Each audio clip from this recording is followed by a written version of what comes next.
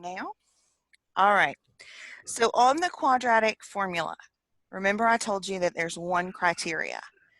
The criteria is that A cannot be 0. A cannot be 0, ever, ever, ever. What does that A stand for? What do you think? Yes. I don't know. X. Miss McMunn's giving you a hint. Remember the quadratic equation, just the standard form. It has an A in there. So try to think, what did that A represent? A number? Mm-hmm. Okay, good. When we said that it couldn't equal 0, that kind of gave you a little bit of a hint, right?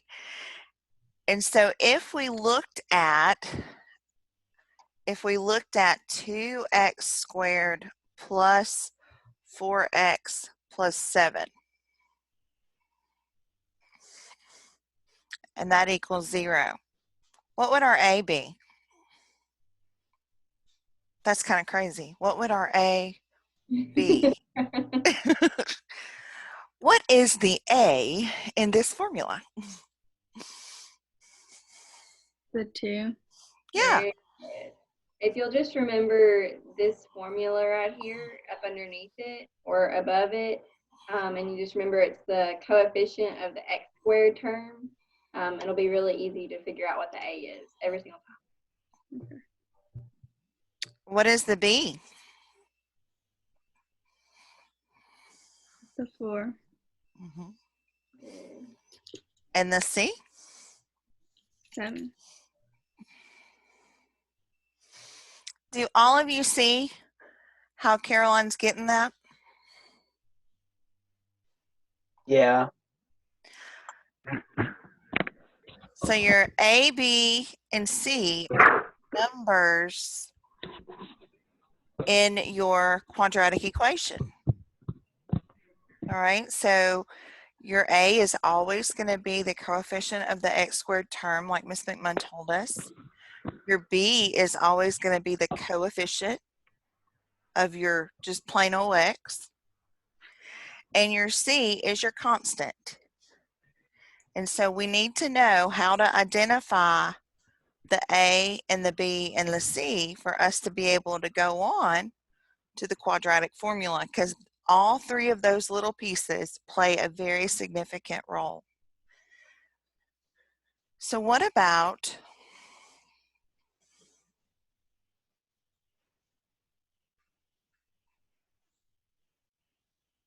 what's your A?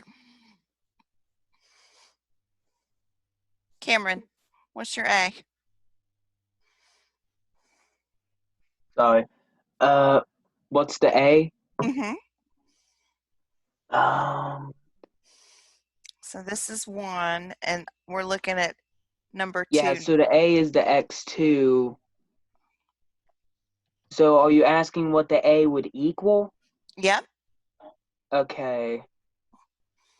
So Cameron, it's always going to be the coefficient of that x squared. It's the number right in front of the x squared. So 36? Yes, Mm-hmm. very good. I thought you were asking something different. Sorry. And I thought you were asking me to solve the entire line next to the 2. nope, that would be too crazy right now. Yeah, I thought I was I thought I was in some pretty deep trouble. No worries. Brandon, what is the B? 12. Yeah.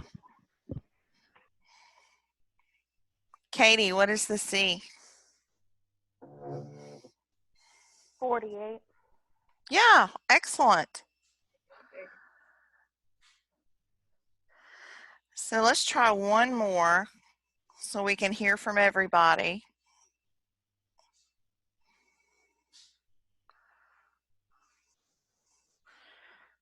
Cayman, What is the A? 5. Caroline, what is the B? 7. What am I missing? Who hasn't talked to me yet?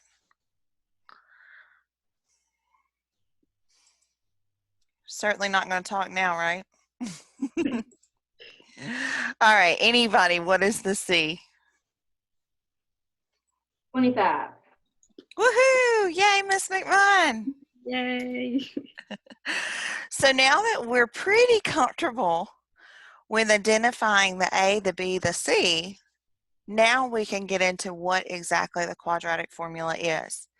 So remember we said that as long as our A wasn't 0, then we could always use the quadratic formula to solve a quadratic equation. Now, if the A was 0, what would happen to this x squared term?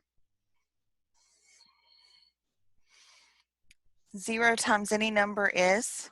0. 0. So it would go away. So that's one reason why the A can't be 0. But when you see the quadratic formula, you're also going to hopefully understand why the A cannot be 0 as well. So without further ado, that's a chorus term, isn't it? Let's look at the quadratic formula. So the quadratic formula is minus b plus or minus the square root of b squared minus 4ac all over 2a.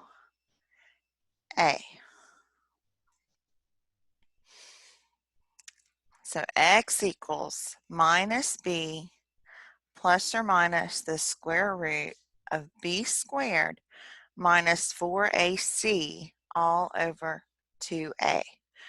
Once we go back to that a, if a was 0, what would happen to our denominator? So if you plugged in a 0 right here and you had 2 times 0, what is 2 times 0? 0. Yeah, so is that okay to have 0 in the denominator of a fraction? I don't think so. Like if you had What? right here, 3 divided by 0, is that okay? I didn't hear what you said after. If you had 3 divided by 0, like if you had a pizza and you were cutting it into 0 slices, That's one big slice because it's an entire pizza. It's not okay. I mean, you can't. It's impossible, really, because like Cameron said, you still got one big thing, but you're saying you're cutting it into 0 slices. 0 is not 1. So anytime you have a 0 in the bottom of the fraction, that's undefined, and it can't happen. You cannot have a 0 in the denominator. It creates a lot of problems. That's why it can't be 0. Okay. Because you can't divide by 0. That's undefined. So the way that is an easy way to remember this, how many of y'all ever heard of the song either Farrah Jacques or Brother John? Yes. I haven't heard of either. Sorry. You probably will recognize the melody. Okay. Cayman, have you heard of it? No. Brandon?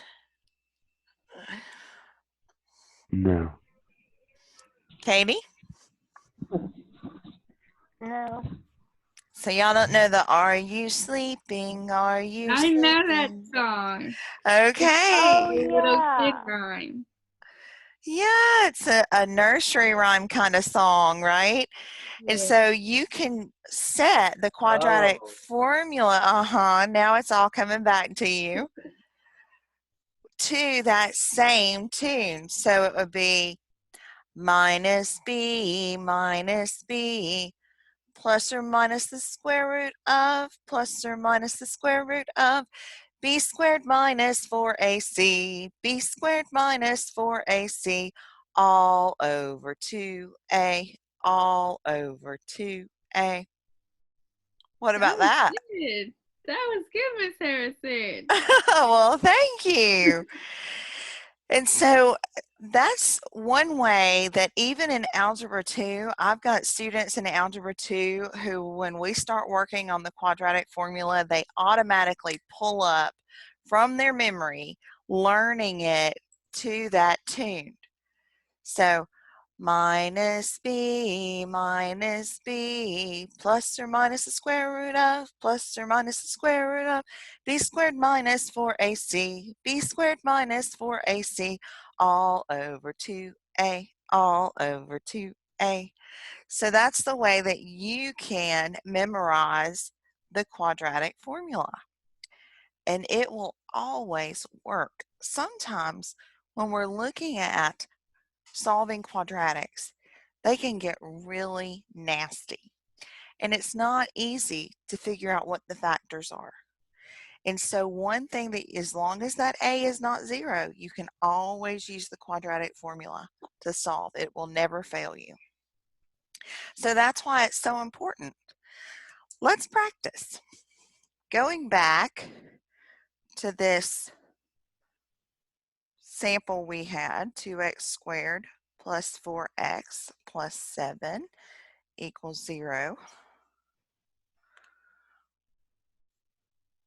What is my a again?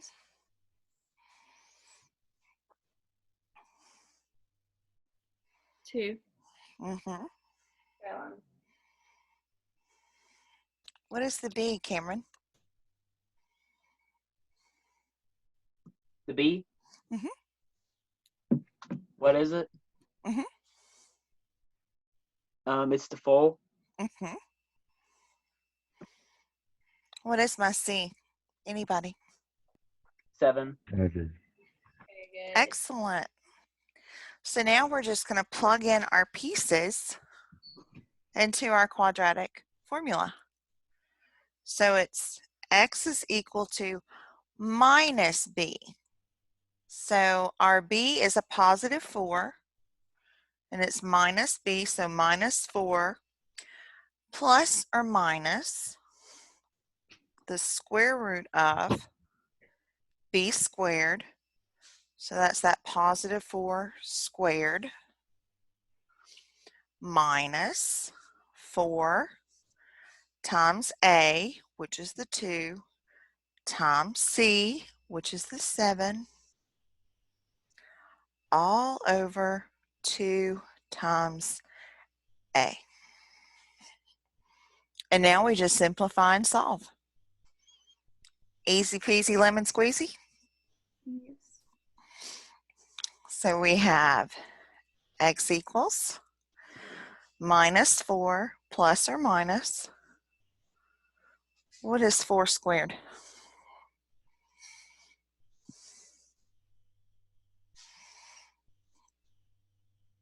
4 times 4. 4 times 4.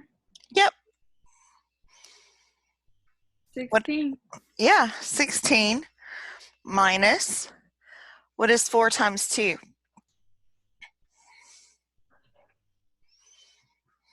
8. And 8 times 7?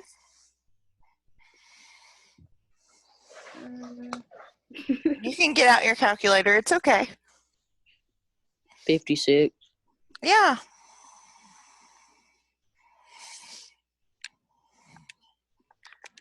All over. What is 2 times 2?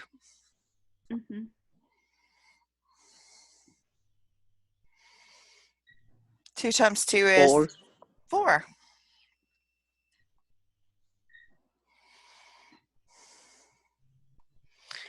So now we have x equals negative 4 plus or minus. What is 16 minus 56?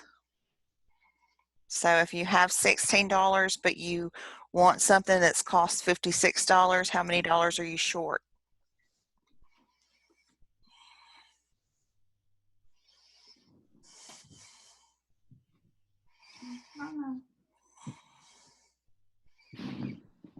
Let's see. You can break it apart. Like if you think about the 6 and the 1656, if that went away, you know, you'd get to 50, and then you got 10 more. So take 10 away from 50, and what does that give you? 40. Good, but we started with a smaller number, so instead of a positive 40, it has to be Negative. exactly very good. All over 4. And so we're going to stop right here because we have a problem. Do we have a negative under the square root, under the radical house? Yes. Yes. And we haven't learned how to deal with that. So if you had this problem, this is as far as you could go when it comes to the radical house, because you have that negative under the square root. So we would have to stop right here. There is one other simplification that I see that we could possibly do. There sure is a lot of 4s going on. Is this the same thing as minus 4 over 4, plus or minus?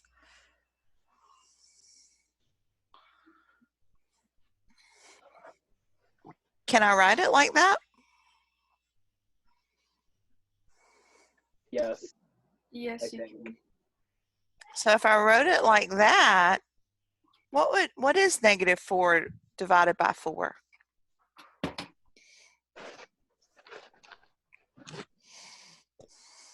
Zero. I mean, Negative 1. So, Yeah. yeah. So we can't break that square root down any further because it has that negative under there. So we would have to leave our answer in either this form or this form because we can't break down this negative 40 under the square root.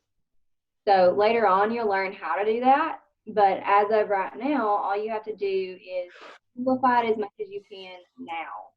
And this is as far as you can go. But there will be some way where you can simplify it down to just a number. But you might see them like this. So I'm glad you got to see that it doesn't always work out perfectly, but you can solve it. Any questions? No. Okay. Let's look at this one. So we have x squared minus 7 equals 4x. What do we need to do first?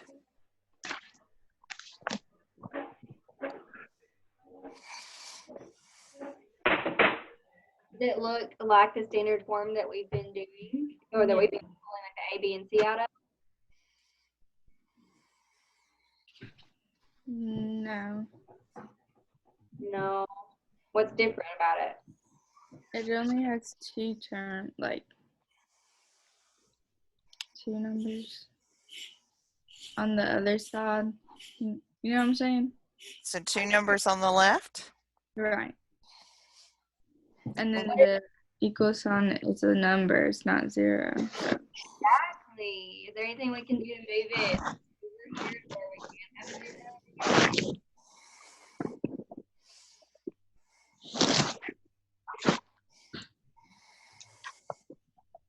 Like how could I undo a positive 4x? I don't know how to move it. What do we have to add or subtract to 4x to make it equal to 0? So 4x something equals 0. How could we get rid of the 4x? Did you do the opposite and divide? So I Cool. agree with the opposite. What's the opposite of a positive 4x? Oh, negative. And what you do to one side. You do to the other. Yep. Yeah, so minus 4x. So now if we want to write it in standard form, tell me what to write. I agree that this side equals 0, but how do we write this side?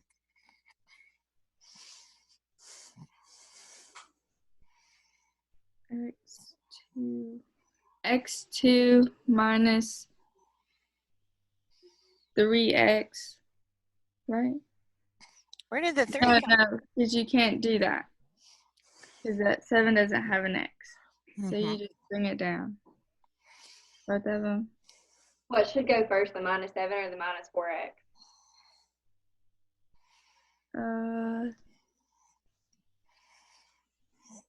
Think about this form right here. What goes in the second? The 4x. Good. Yeah. So minus 4x minus what? What are we left with? 7. Mhm. All right, so now let's identify our A and our B and our C. What's the A, Cameron? The A. Mhm. The A looks just like the X, What would be but that? it could be. Okay, so that's a new problem, right? Yes. So it's the X2. What's attached to that X2? What? What is attached to it? Like, what is understood that has to be right there? We just don't have to write it. X by the power of 1. Very Mhm. good, very good. So if there's not a number there, it still means that there's Yeah. one of those things. Very good. What is your B? Still me? Cayman. 4. So is it just 4? Negative 4. Excellent. And your C, Katie?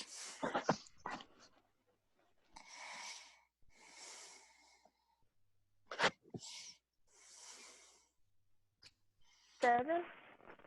Very close. What does that sign out in front of that 7?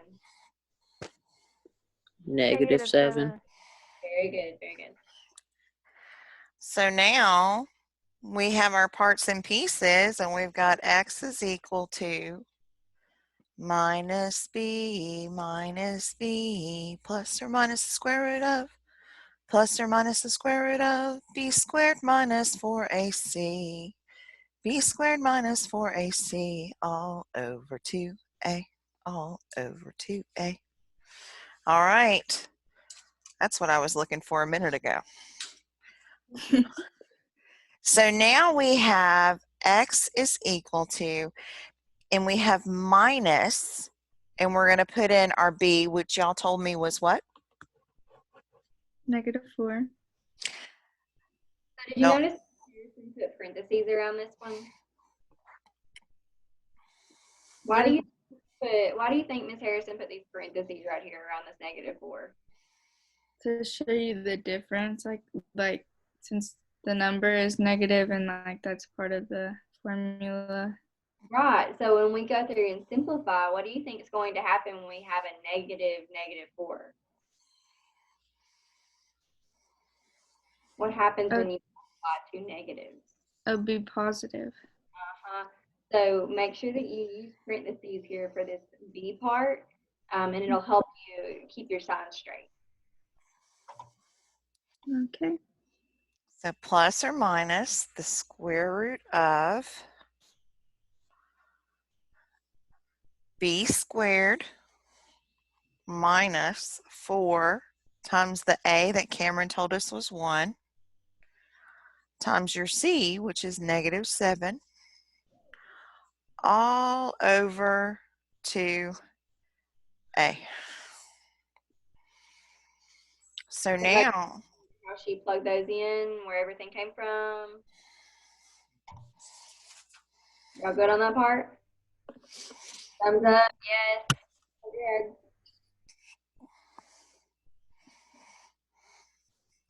all right. So Miss McMunn's already walked you through this minus minus. What is that? Positive 4. Plus or minus the square root. What is negative 4 times negative 4?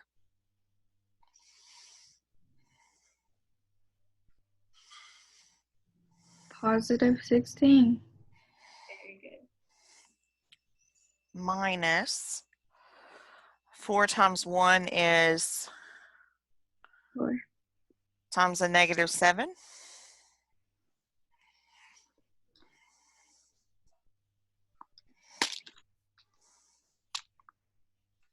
Did you say 4 times negative 7? Negative 28. So negative 28 all over, and then 2 times 1. 2.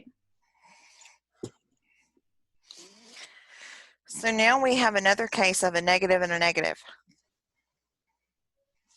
What's going to, what is that going to change to? Positive. Good. 16 plus 28 all over 2.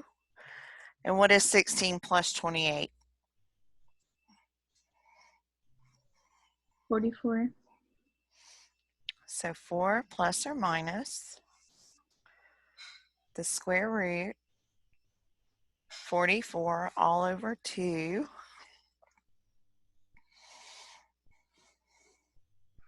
All right, so is that square root something that we can handle? Can we simplify that on our own? Or is it one that we have to leave like that? That one seems pretty easy. All right. What would you do, Caroline? Find like terms, right?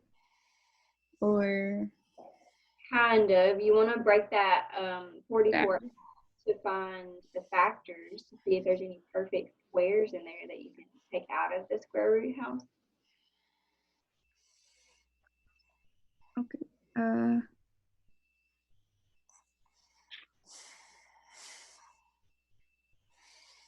2 times what equals 44? So you see me going through the greatest common factors right here. 2 times. So if you put in your calculator 44 divided by 2, what would you get out?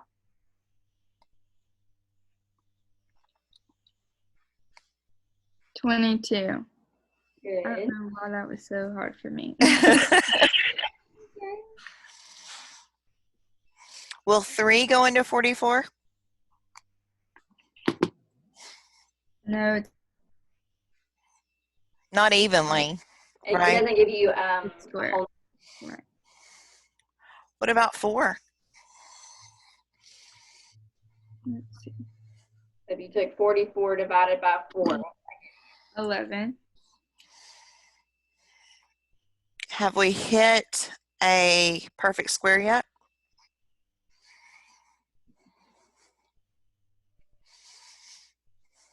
Are any of these numbers perfect squares? Mm.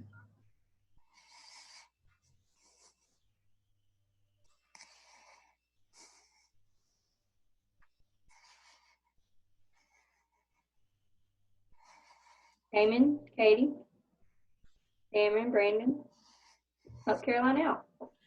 Hmm. Are any of these numbers that I boxed perfect squares? I think 4 is, and 2. Okay, so the square root. Would 44 and 22 be considered perfect squares because they're even? Okay, so the even part doesn't exactly tell us those perfect squares. Do you remember that pink sheet where we listed all the perfect squares. It was 1, 4, 9, 16, 25, 36. And it was because the one number could be squared to equal that. Yeah. So those are your perfect squares. So, the only one that's on here that Cameron mentioned was the 4, but Oh, perfect squares. yeah. So Yeah, sorry. Yeah, it's only the 4. good. But you were on the right track because the square root of 4 equals 2.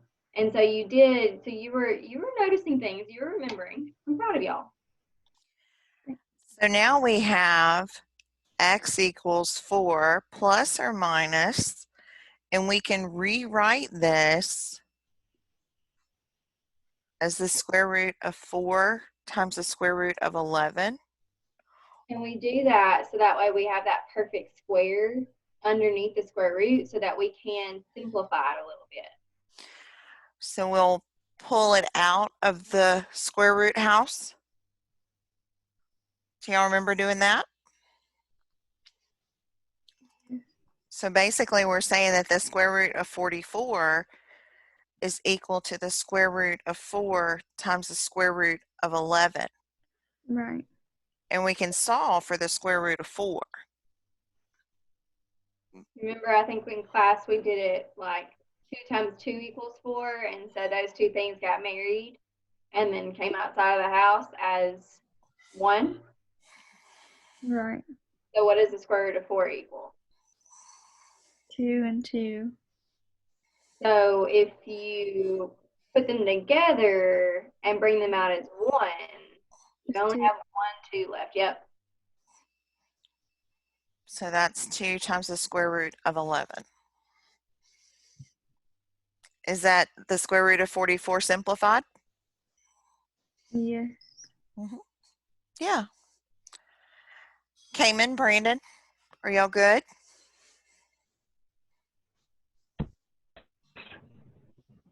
Yeah. Yeah. Okay. Hey, listen, if you don't remember how to simplify this on your own, if you have got a calculator and you put it in your calculator, it'll do it for you.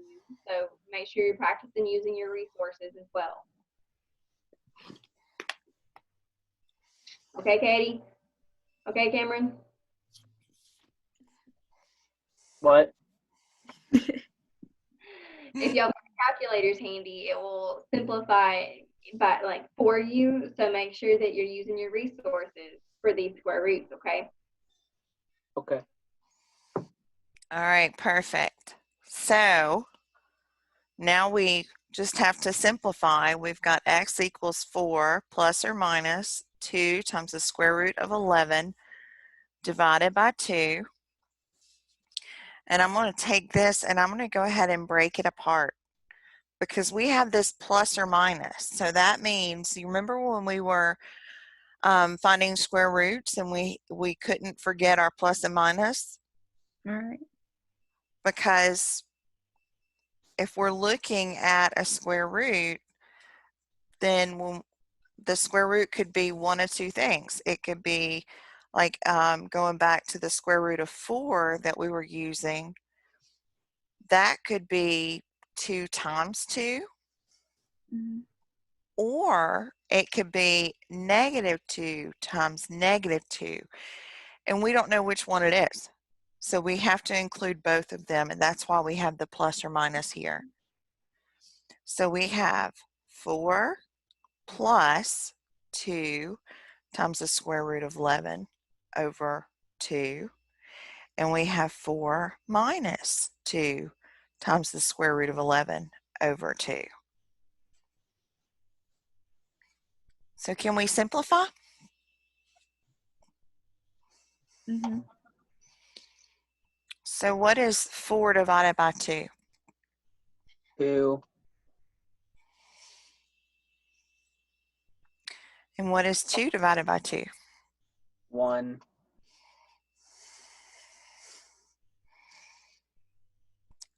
Did I break any rules? Not that I know of. I don't think so. Yeah.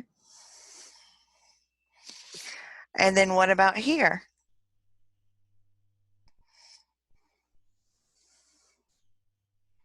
We would do the same thing. So Except for one difference. what do I need to write? How can I simplify this?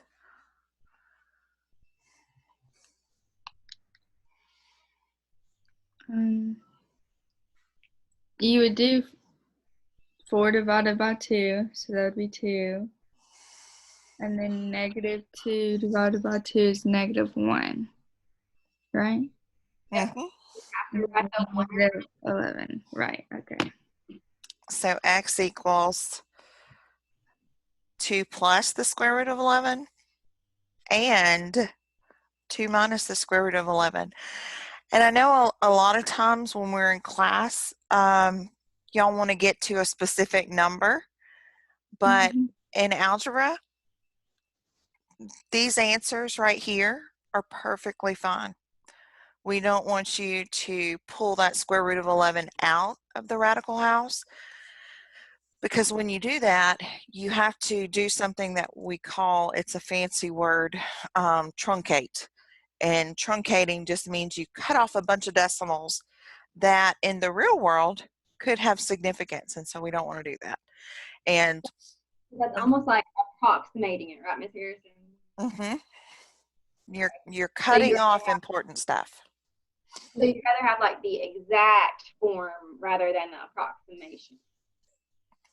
Excellent. Are there any questions?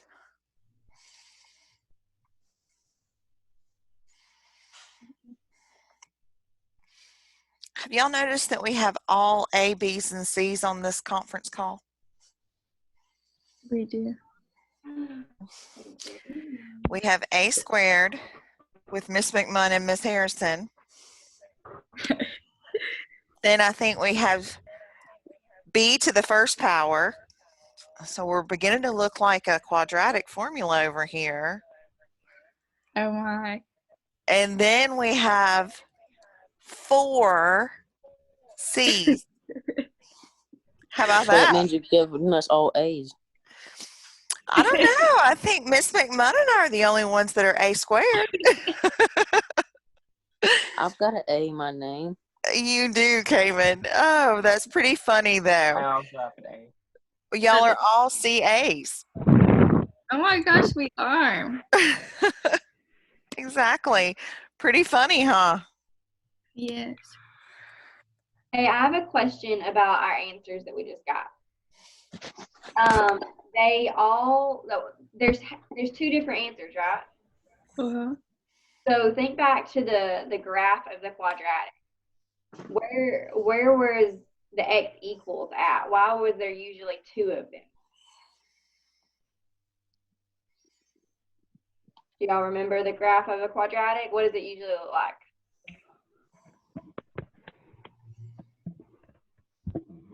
Yeah, like a boomerang. Yeah, exactly. Very good. So do y'all remember graphically where like the x equals are? No. Where it goes through one of the axes. So if it's x equals, which axis do you think? So it goes through 2 times. Yeah, it goes through this number and this number, but which axis will that be on? The x-axis or the y-axis? Uh-huh. So if you think back to like the picture of it, these 2 numbers are telling you where on the x-axis that quadratic is going through.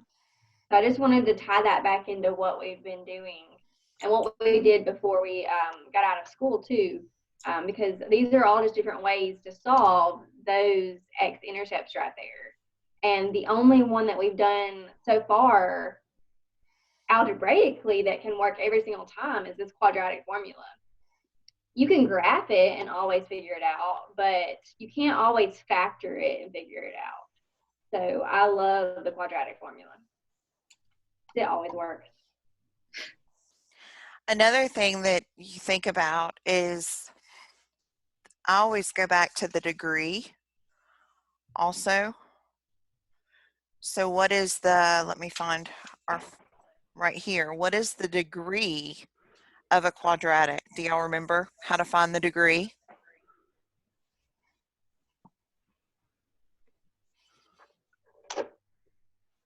The degree? Mhm. Gotta look at something little.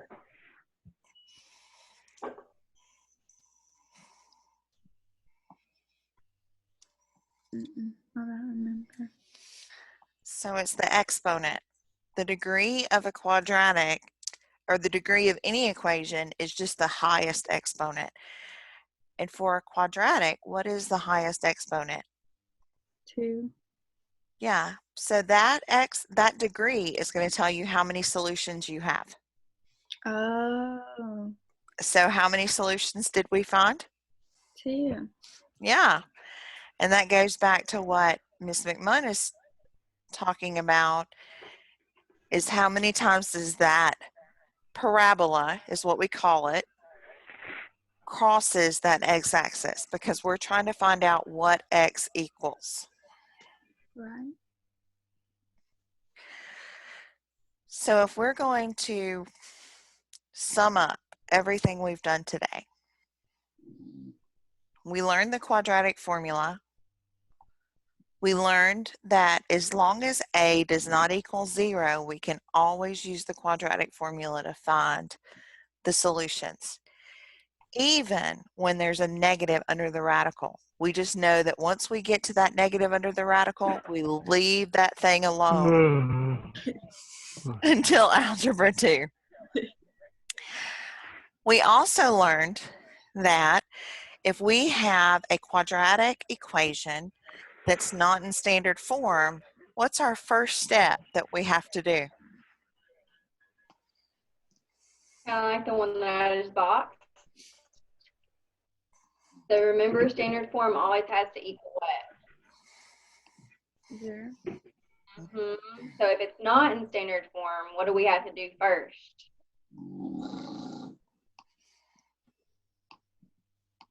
I don't know what it's called, but like you put it in standard form. Exactly. And That's perfect. like a perfect step every single time to get it there, because you might have to add, you might have to subtract, but you have to make it be standard form. You have to like manipulate it to where it will equal 0. Very good job, Caroline. Thank you. And then we also learned x equals minus b plus or minus square root of plus or minus square root of b squared minus 4ac b squared minus 4ac all over 2a all over 2a. And that's where your challenge comes in. I didn't forget. So here's your challenge for this week. I'm going to give you a few problems to practice on Google Classroom, but this is what I want you to do. There's all kinds of videos out there that they have set the quadratic formula to different songs like Adele or Along the Broken Road with Rascal Flatts. There's all kinds. So I'm going to let you get your creative juices going, and you can either create a song and record using Zoom and upload it to Google Classroom. You can do a drawing Okay. or a Google slide or even a drama acting out the quadratic formula. I want to see how you can teach me and Mrs. McMunn the quadratic formula using your own artistic abilities. What do you think? I think that's an interesting challenge. Well, that is your challenge from us for this week. You'll have the boring problems to practice because it is important, but we want to see what you can come up with. And don't forget to upload it to Google Classroom. Okay. Are there any questions, guys? No. No. Have y'all ever heard of Pop Goes the Weasel? Yes. Okay, so I'm gonna just end this with another version of the song just to get your minds going for this challenge. There's one out there for Adele. There's Adele song that's with the quadratic formula. The quadratic formula's negative b plus or minus the square root of b squared minus 4ac all over 2a. Does that sound like Pop Goes with the Weasel? Yes. Yeah. So there's so many different ways you can remember this. And I can't wait to see what y'all come up with your creativity.